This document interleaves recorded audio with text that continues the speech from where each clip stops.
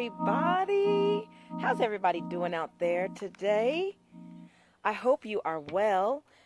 Hey, Superior, thanks for joining in. Please share this video.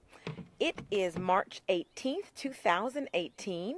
It is 3:03 p.m. and it's time for, you guessed it, Talk with the Doc. It's another session of Talk with the Doc.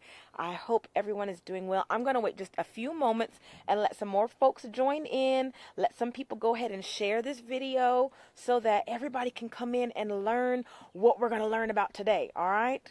All right. I hope everyone is well. Let me just share this video. We are going to discuss something today that's very near and dear to my heart, and we're going to tell you a little bit more about that in a moment. But yeah, I hope everybody's doing well. It is a great, the blue and green in my eyes. Well, thank you. That's great makeup. Great makeup. It's been a great day. Today at church, I don't know if anybody saw my post from my personal page a little bit earlier, we had exercise and move Sunday today. So we all put on our sweats and our dress down and our tennis shoes, our sneakers, and we got to exercise during praise and worship today. So I was really out of breath, because I was exercising and singing. It was great, but we had a great time. I love bringing health and wellness awareness to the church and to the congregation. It's so important. 3 John 2, we know says, I wish above all things that you prosper and be in health, even as your souls prosper. So we know that we go to church so that we can learn to let our souls prosper. But so many people in church sometimes neglect their body. And in order to be whole man healthy, you have to be healthy mind, body, and spirit, right? Absolutely, absolutely. So it is, what time is it? It's 3:05. So we're going to go ahead and get started because we've got a lot to talk about today. So you all know who I am. I am Dr. Nicole, your board certified family medicine physician. I specialize in managing and treating chronic medical conditions and explaining those conditions in terms that everyday people can understand. You won't get any big words and jargon from me here. I want to make sure that you can understand what we're talking about. Through my books, my seminars, and my concierge medical practice, that's healthcare at your service, I help pastors and congregations, busy professionals, people who are overworked, overweight, and overwhelmed to transform their lives so that they can have a greater impact on their children, congregations, and communities. So thank you all so much for joining me today. It is March, and in the month of March, we've got a lot of awareness months and a lot of awareness on medical issues. 2 weeks ago, we discussed colon cancer awareness month. We discussed colorectal cancer because March is colorectal cancer awareness month. Last week on Talk with the Doc, we discussed kidney disease because March is also kidney awareness month, and we want everybody to heart your kidneys, right? Heart your kidneys, love your kidneys. But March is also MS Awareness Month, MS awareness. I know it's a lot of disease processes that we highlight in March, but this is one that is special and near and dear to my heart. MS Awareness Month. So MS stands for multiple sclerosis. So today on Talk with the Doc, Dr. Nicole, I want to talk about MS or multiple sclerosis, what it is, how it affects people, what are the treatments, and how you can help if anybody you know is living with MS, and even people you don't know, but I can almost guarantee you that you know of somebody that has MS, even if you don't know that they have it, all right? Because MS is very, very, very common in the world. So before we get started, I wanted to just give I wanted to read a poem about multiple sclerosis. Just read a poem. It's called The Monster, and it's spelled MONSTER. So MS, The Monster in Me. They say, my life is crazy, you see, as MS thinks it owns me. This monster has tried to rob me of my sight, but MS does not own me. This monster has tried to rob me of my energy, but MS does not own me. This monster has tried to rob me of my legs, but MS does not own me. This monster has tried to rob me of my life, but MS does not own me. I have good days and I have bad days. MS has tried to destroy me in many ways, but MS does not own me. I own me.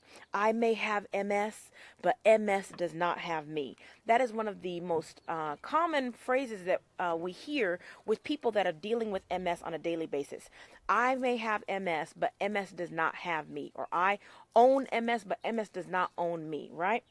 So I just wanted to give you some statistics and some numbers about MS because it is very, very, very common, unfortunately, in the world. So what is MS? First, let's talk about what MS is. Multiple sclerosis is, we don't know exactly what causes it, but we do know it's an autoimmune disease. What does autoimmune mean?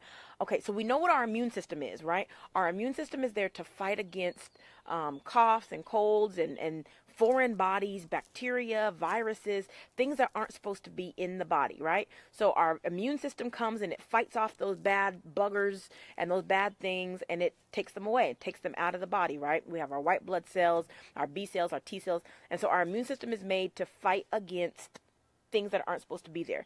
But, and we don't know why exactly, with something called an autoimmune disease, the immune system actually is fighting against its own body. We don't know why. So the immune system, there's multiple autoimmune diseases, a whole bunch of them out there.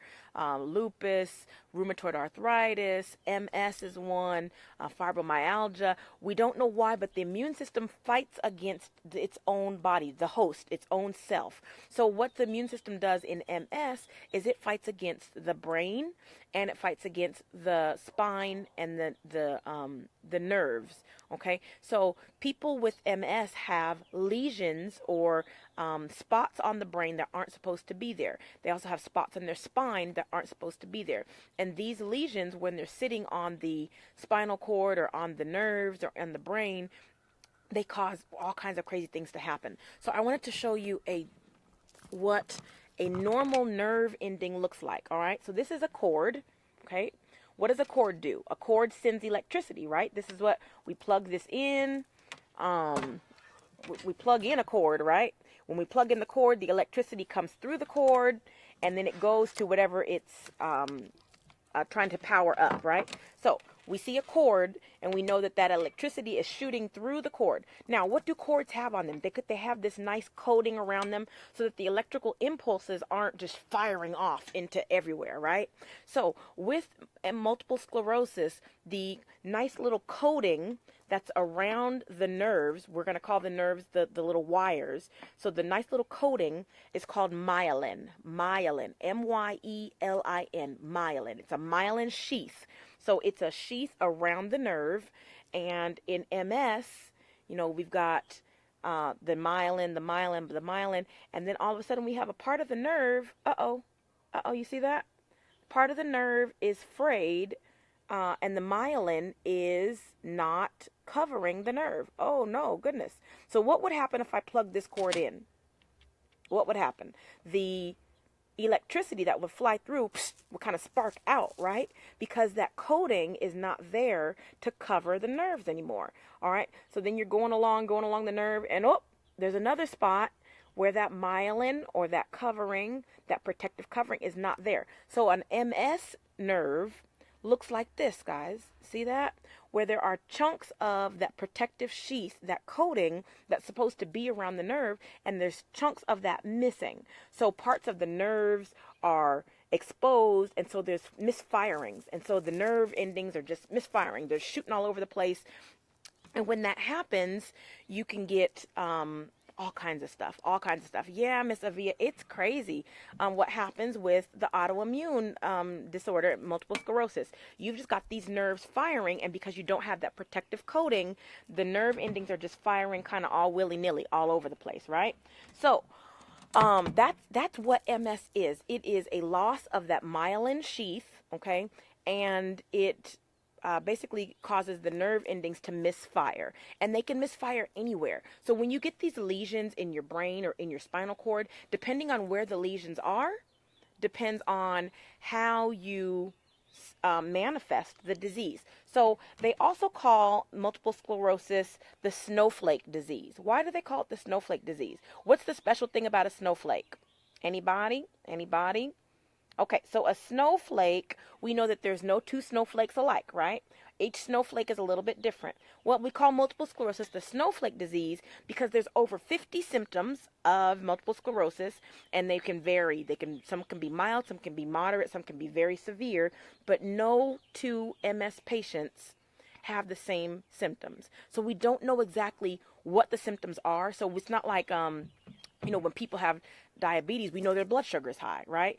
And we know, they get really thirsty and they urinate a lot and they get really tired. So we know what the symptoms of diabetes are. We don't know what all the symptoms are of MS because there's so many symptoms and they affect each person in a different way. And that's also why sometimes doctors have a little bit of trouble diagnosing MS because sometimes we chalk it up to other things, all right? So let's talk about what some of the numbers involved with MS, all right? We're going to talk about some of the numbers involved with MS. All right, so we do know that MS affects mostly women, all right, mostly women.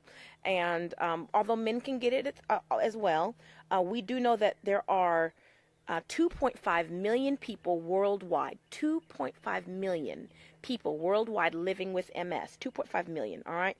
We do know that every hour there's a new diagnosis of MS. Every hour, guys. That's a lot of diagnosis.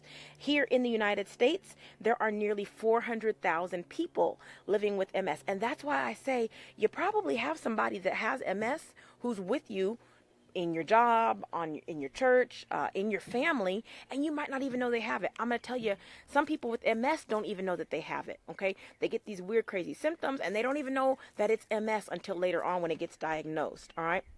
Now, let me tell you a little bit more of just facts about MS. There are 4 different types of MS, all right?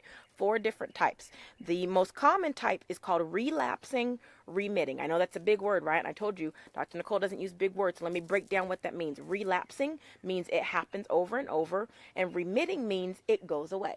So it relapses, it comes back, it remits, it goes away. So relapsing, remitting multiple sclerosis is where you have symptoms for a little while and then the symptoms can resolve. Sometimes they completely resolve, sometimes they partially resolve, and then usually they go away or they remit and then they come back again. All right.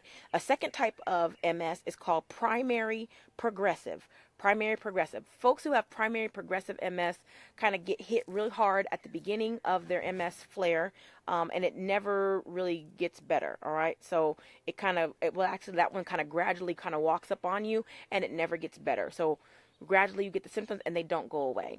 Then there is secondary progressive. The secondary progressive, those are the folks that get hit really hard with the MS symptoms, and then those don't go away.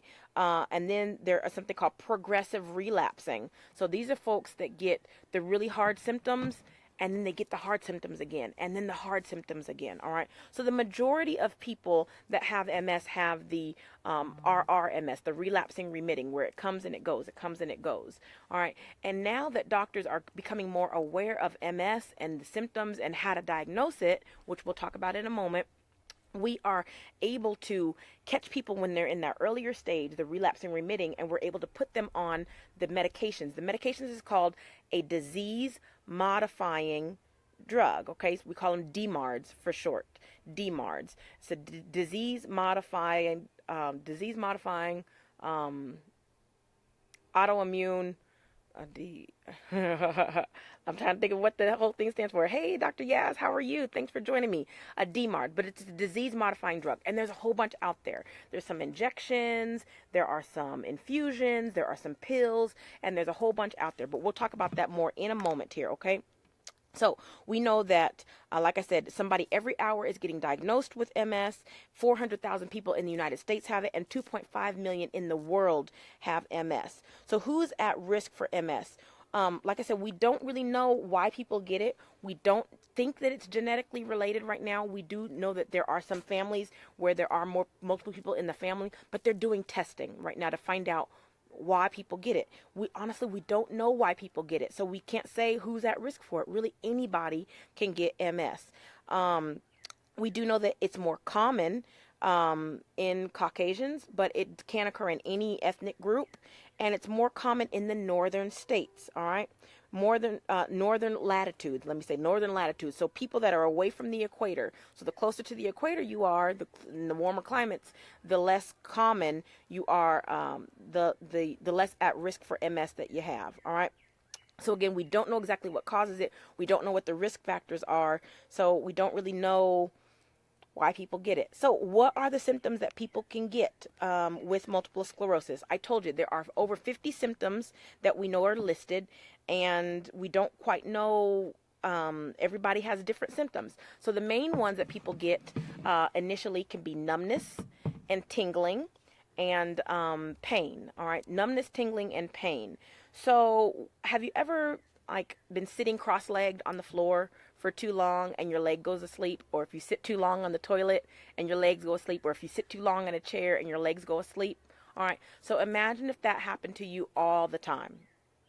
Yeah, that'd be kind of bummed, right? So you're trying to, what happens when you normally do that? You stand up, and you kind of shake it off, and it goes away, right? The nerves kind of wake back up, and it goes away. Well, people with MS, they can't quite shake it off, all right? So they get that numbness and tingling all the time. People with MS also can get very sensitivity to their skin. Sometimes it just hurts to touch their skin because it's kind of firing off those nerves, all right? People with MS can also get, if the nerves in the stomach are affected or the nerves in the urinary system are affected, they can get problems with urination and problems with constipation. So because the nerves in their bowels are not working correctly and they're misfiring, that means when you have to go, your body tells you to squeeze your colon, and then the bowel movement happens, right? Well, people with MS, their colons don't work, their nerves don't work, so their bodies might be telling them it's time to go to the bathroom, but the nerves are not firing in the colon correctly, and so they're not able to go to the bathroom. Same thing with urinating. So they know they have to go, they feel like they have to go, but the bladder is just not working. So sometimes they have to sit there and they get hesitancy, where it just hesitates, and they have to wait for a bit until those nerves kind of wake up, and then they're able to go. All right. Some of the other things that people with MS get is what we call brain fog. So they have problems with their cognition. They have problems remembering, problems with their memory, problems with just their cognition in general. We also see people with multiple sclerosis have fatigue, like very, very bad fatigue, like debilitating fatigue, like we sleep all day and you still are feeling tired. All right, so you can get fatigued when you have multiple sclerosis. So let me get some other ones. Fatigue, forgetting things. Oh, problems walking. That's probably the main one that you can see. Now, multiple sclerosis is one of these I call them phantom diagnoses, because a lot of times the symptoms that you get with multiple sclerosis, nobody else can see them. All right. So when I was on my neurology rotation a long time ago, when I was in my residency, the neurologist would give the MS patients a card that they could carry around with them, because if they were ever pulled over by the police and had to do a what do they call those tests? Like a sobriety test. A lot of people with MS would fail the sobriety test. Why? Because it affects your balance. So if you've got lesions in your spinal cord or in the cerebellum, which is the back part of your brain, that affects your balance, then you're not able to balance. So they're not able to do the foot in front of the other, the walking, like other people can do on a sobriety test. And so they carry this card around so that they don't have to do that on a sobriety test. They would just have to do a breathalyzer, because sometimes it looks like you're drunk because you can't walk in a straight line. You sometimes can't drive in a straight line. Sometimes because your balance is off, you fall. A lot of people with multiple sclerosis, that's kind of the physical manifestation, is that it affects their balance. It affects their walk. It affects the way that they ambulate or move. So a lot of people with multiple sclerosis use canes or use walkers, or sometimes they're in a wheelchair because they can't coordinate the movements of their limbs or the movements of their legs a lot of times. All right. Another way that you can have manifestations of MS is vision problems, all right? Vision problems. So if that lesion or that spinal cord problem affects any of the the optic nerve or the nerves in your eyes, then you have problems with your vision. You have problems moving your eyes side to side. You have problems seeing. You can get what's called optic neuritis, which is almost like an inflammation of the optic nerve, and it can cause temporary blindness. It can cause like a haze to come over to where you can't see. It can affect your peripheral vision so that you can't see out on the sides. So it can affect your vision in general, all right? So I'm just reading here some of these symptoms. So pain, exhaustion, stuttering, forgetfulness, falling, weakness. So if it affects the muscles, then you can get weakness in your legs. Like I said, the numbness and tingling, the insomnia. You can have trouble sleeping. You might be really tired, but you can still have trouble sleeping. You can choke, like if it affects your esophagus, then you can have choking problems where you have trouble swallowing food.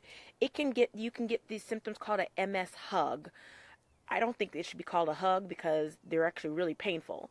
But a hug is where the nerves to the muscles around your torso is like your stomach and your chest wall, the nerves that affect the muscles there kind of squeeze, and you get this squeezing sensation around your stomach, around your chest wall, and when it squeezes, it feels like, they call it like somebody's hugging you, but it's very painful, and it can be so painful sometimes that it can take your breath away to where you can't breathe, all right? So it's called a MS hug. Like I said, sometimes it can affect the skin, so even just touching the skin can hurt.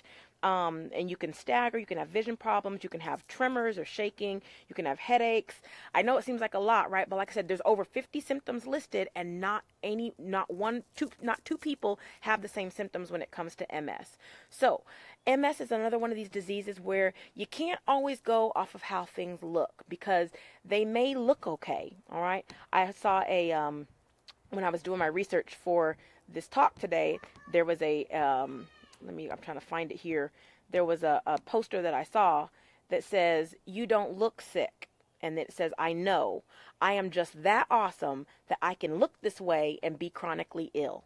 Right? So we can't always go off of how people look. I remember one time being at the grocery store, and somebody was parked in the handicap parking spot, and another person was like, "That's wrong. You're okay. Why are you parked in that spot? You're not using a cane. You're not using a walker." And the person was like, "I have a disease that affects my balance, and so I need to be closer so that I can actually get into the store." All right? And so you can't always go off of how things look, because sometimes people don't look sick, but they're still dealing with a lot. They might be in a lot of pain. They might be having some nerve misfirings. Their balance might be off. So you can't always go off of how things look. All right? So what are some of the treatments of MS? Well, let's go back. Let's go diagnosis. So when people get all these symptoms and they finally go in to see their doctor and say, "Doc, I've got all these symptoms. I don't quite know why." And the doctor can do a couple of different things. First of all, we can order an MRI. We see that a lot of times when you've got the numbness and tingling. First of all, we want to rule out diabetes and rule out other things that can cause numbness and tingling. But then if you've got weakness or something, we want to get an MRI. Why? Because normally we're looking for a stroke. But when we get that MRI, we don't see a stroke, but we can see these little lesions on the brain. Then we can see lesions on the spinal cord. So if you've got lesions on the brain and lesions on the spinal cord, then that is pretty indicative that you've got MS. But it doesn't stop there. A lot of times they want to have confirmation, so they'll do a lumbar puncture, which is where they stick a needle in your spine, into your back, pull some of the fluid off, and they're looking for these bands that are in the fluid of people that have MS. They're called oligoclonal bands. And that's a big word. Oligoclonal bands. And when they see oligoclonal bands, that means that you do have MS. All right? Now, these lesions that are on the brain of people with MS, they come and they go, all right? They come and they go, like I said, in relapsing, remitting. So they can be there for a while, and then they can get better, and then they can go away. So a lot of times you'll get multiple MRIs because they want to see, are they still there? Are they coming? Are they going? All right, so once we have a diagnosis of MS, then you are started on medication, that DMARD, that disease-modifying drug. And there's a whole bunch of them out there, things like Rebif, Avonex, Betaserone, Copaxone, We call those the ABCs of of the DMARDs. There are shots that you can give yourself. There are shots that you can use an auto injector to give. There are infusions that sometimes you go in to get. There are pills that you can take now. The pill just came out about, I would say about 5 years ago. There's a pill that now you can take. So there's lots of different treatments for MS. I did want to put out that MS treatment is very, very, very expensive, all right? Directly and indirectly, MS costs anywhere between $8,500 and $54,000. Okay, so $8,500 to $54,000 per patient per year in the United States. That's a lot of money, guys. That's like an average of $35,000 per year. That's the average. So it can go up as high as $55,000 to treat MS. Compared with other chronic conditions, MS ranks second only to congestive heart failure in terms of how much it costs. All right. I do know that there are multiple companies out there now that provide patient assistance for the MS drugs because they're so expensive that people can't afford it. I know that there are some that cost as much as $10,000 a month. A month to get the medication, all right? And folks want these medicines because it really can change your life. It can help you and make you do better. All right, so that is just a little bit about MS. So I talked about what it is. Remember, it's where the coating, that myelin sheath, is your immune system fights against the myelin sheath, and so you've got these exposed wires, and so you get these misfirings of your nerve systems. We talked about the fact that it can affect anybody, men or women. Usually women get it more. Sometimes, though, most of the time men get it worse. They get worse symptoms than the women. But women do have it more. We do know, again, that every hour someone's being diagnosed. Hey, Tina, thanks for watching. Tina used to work actually for the MS Society, I believe, and she was a great help to folks that are battling with MS. So thanks, Tina, for watching, and thanks for all the work that you do with folks that have MS. Again, we do know that there's like that long list of symptoms: numbness, tingling, fatigue, forgetfulness, trouble walking, trouble balancing, trouble with your vision, trouble with your bowels, trouble with your urine. All of these things, it depends on where in the body the lesions are located, and that will determine what symptoms you have. Let me also just say this really quick. 50% of people with MS battle depression, all right? And that is, we'll talk about this at another Talk with the Doc, but people that have chronic disease often have depression because it can be a lot, right? If you're used to doing, and going, and all of a sudden you get hit with this disease to where you can't do for yourself anymore, you can't walk anymore, you can't poop and pee anymore, you can't swallow anymore, you're getting these MS hugs, you have pain in your body, you get kind of depressed, all right? You get kind of down in the dumps. And so you've got to treat not only the physical symptoms, but you got to treat the mental symptoms as well, all right? And we know, like I said, we talked about the cognitive problems that happen. Let me also just real quick point out that caregivers that have to take care of people with MS are impacted financially, mentally. They have to take off time off of work. Oh yeah, major depression, Miss Tina, major depression. They have to do major depression because it's a lot to deal with a chronic disease, guys. I'm going to just give a shameless plug here. I'm actually going to have a book coming out later on this year called Living Alive with Chronic Disease. And it talks about all the stuff that goes along with having a chronic condition. And depression is one of those. And how you can live alive if you have a chronic disease, something like MS.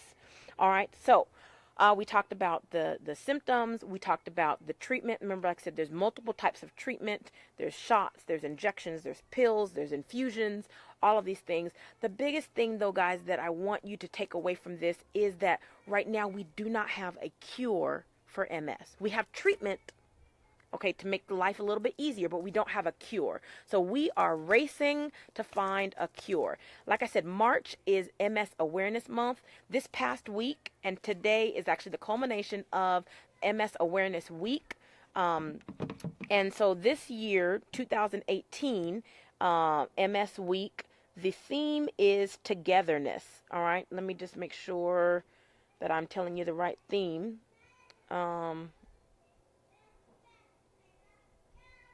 Yes, the month of March is Multiple Sclerosis Awareness Month, and the theme for this year, 2018, is We Are Stronger Together.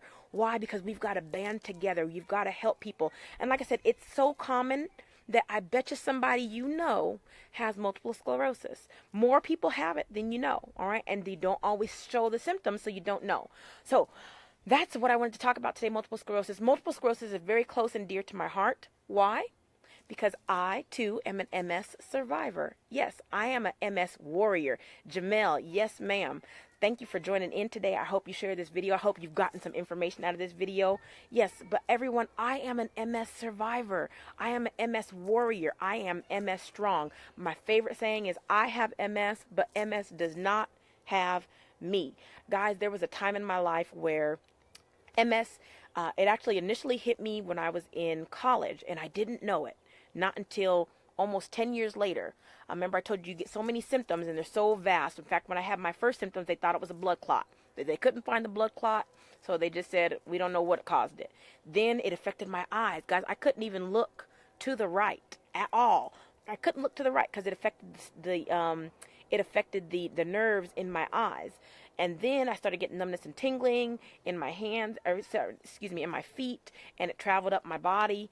And then I got diagnosed with MS officially I got diagnosed back in 2009. So I've been dealing with it for a while. I was able to get on the medications, and so thankfully I am on a great medicine right now that has kept most of my symptoms at bay. I will tell you this, people that have MS, when they get stressed or they're under a lot of stress, that causes their MS to flare, all right? So things that we tell folks with MS, just like we tell people with any chronic disease, you got to eat healthy, because we do know that certain things that you eat can make it worse. Things like artificial sweeteners, things like gluten, those can make inflammation in the brain and in the spine, and they can make it worse. We also know, we tell you got to exercise. The more exercise you do, the better. And if you can't get up and move, now y'all, I used to love Zumba. I used to love it. I still do, but I can't do all the moves because like my feet don't move like they used to, right?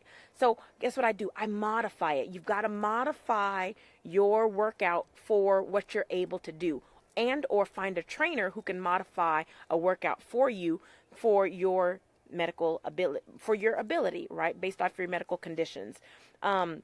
You've got to get plenty of sleep. Why? Because you get fatigued, and if you don't have enough sleep, then you can have more symptoms, you can have more flares. And then you've got to manage that stress, all right? So healthy diet, exercise, get enough sleep, manage that stress, and then stay hydrated. You got to stay hydrated, all right?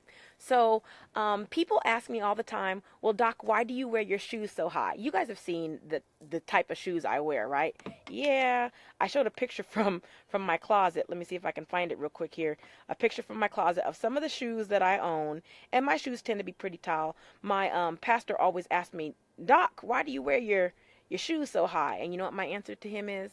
Pastor, because I can, right? Because today I can. There was a time when MS hit me pretty hard where I was actually using a cane. And then there was a time when it hit me pretty hard and I was using a walker, all right? I can remember a time when it hit me so hard I couldn't walk at all.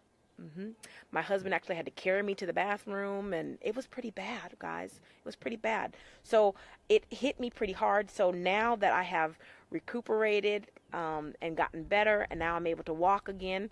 I went from not walking at all to walking with a walker to walking with a cane, and then I was walking again on my own. But once I was able to train myself on how to walk in heels again, I said, as long as I can, I will. So that's the answer to the question, why do you wear your shoes so high? I know I wanted to show this picture. These are some of my shoes, guys. Right? Are they the safest? Probably not. But I wear them high because I can, right? Because I can. I wear shirts like this that have shoes on them, all right? Because I'm a shoe diva, because I can, right? And I participate in the MS Walk, all right? So the Columbia MS Walk is on April 28th, all right? And you can look up MS Foundation and find where the walk is in your area. And you can go to the walk and you can support someone that has MS. And what are we supporting? We're trying to raise funds so that we can get a cure. We know that the medicines help, and we're grateful for the medicines, absolutely. But we want a cure. We want to be able to cure multiple sclerosis and knock it dead in its tracks, all right? So that it can't affect another person. All right. So, yes, Ms. Jamel, thank you. I'm glad you understand. So, please find a MS walk near you and support it. If you know of anybody that has MS, support them. Ask them questions like, how can I support you today? How can I support you? That's probably the best question that you can ask someone. Not so much, how are you feeling? Because we all say fine, right? But how can I support you today? Right? So thank you guys so much for joining me on Talk with the Doc. I just wanted to share, because it is Multiple Sclerosis Awareness Month, I wanted to share a little bit about my own personal journey with it, how I'm still standing with it. I'm still standing. Yeah, yeah, yeah. Right? I'm still standing. I'm still walking, and I'm still in my shoes as long as I can be. Right? And I am actually working on a program right now called Walking and Healing. And I'm walking in my healing, and we're going to have a supportive group for other people that can walk in their healing as well. So thank you so much for joining me today on Talk with the Doc. You all know who I am. I'm Dr. Nicole, your board-certified family medicine physician. I specialize in managing, treating, and preventing chronic medical conditions and explaining those conditions in terms that everyday people can understand. Through my books, my seminars, and my concierge medical practice, I help pastors, congregations, and busy professionals, people who are overworked, overwhelmed, and overweight, to transform their minds, their bodies, and their spirits so that they can have a greater impact on the world around them, right? So here's what I want you to do. One more thing for me today. I want you to support MS. I want you to go find an MS walk, but I also want you to get my book, The 12 Secrets of Divine Health. The 12 Secrets of Divine Health. The e-reader, the electronic reader copy is available now for $2.99 by going to 12secrets.net. That's 12secrets.net. And the physical actual book, it was in the store, will be available and in stores this week, guys. The book will be here. If you ordered an autographed copy, it will be mailed out to you as soon as I have them in my hand. They said they're supposed to be this week, so as soon as I have them in my hand, I will mail that out to you.